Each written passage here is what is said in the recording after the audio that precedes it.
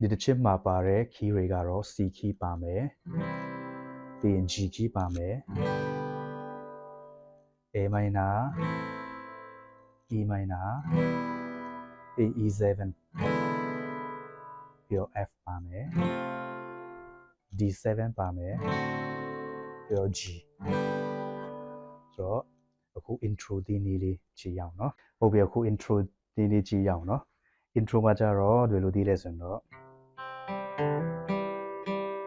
ဟုတ်ပြီเนาะဒီမှာ5 2 3အဲ့ဒါပြင်ဒီမှာ3ကျူးမှာလက်ခလဲကအဲ့ဒီမျိုးကုတ်တယ်စောမှာကြတော့ဒီ3ကျူးပေါ့เนาะ open နဲ့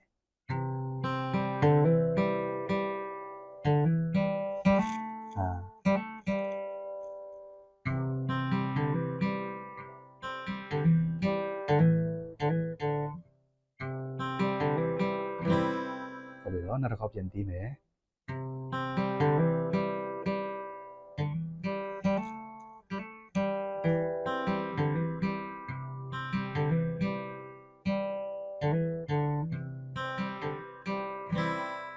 အဲ့ဒါက intro ဒီနေ့ဖြစ်တယ်ပြီးတော့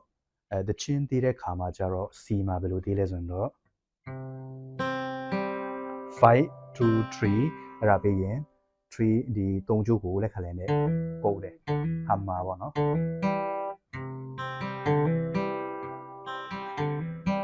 F မှာကျတော့4 2 3ပြီးတော့3ကျုပ်မှာကုတ်တယ်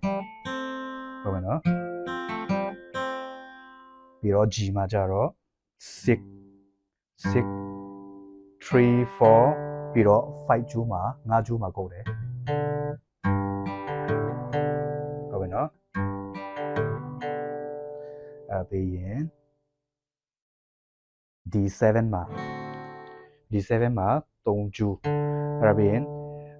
2ကျူးဘဘလီကျူး2ကျူး3ကျူးပြီးတော့3ကျူးမှာကုတ်တယ်ဟုတ်ပြီနော်โอเคအဲ့လိုမျိုးတည်ရတာဖြစ်တယ်ဆိုတော့ verse တစ်ခေါက်တည်ကြည့်မယ်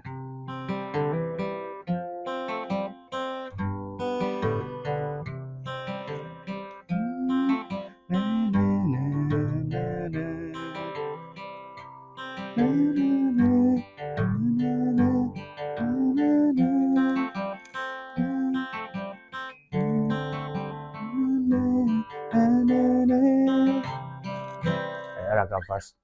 ဒီနေ့ဖြစ်တယ်ပြီးရင် chorus မှာကြတော့ reggae style နဲ့တီးတယ်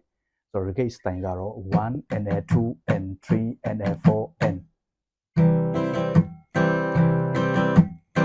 လိုမျိုးပေါ့နော် down up up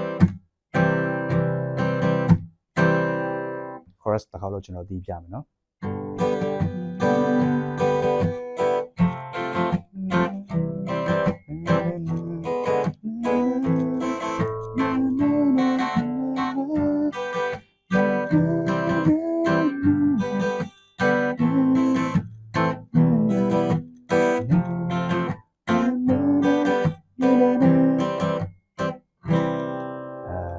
ဒီတချင်းဒီနေ့ကတော့ဒီလောက်ဖြစ်ပါတယ်ဟုတ်ပြီတင်တန်းတက်ချင်တဲ့သူတွေအတွက်တော့ကျွန်တော်တို့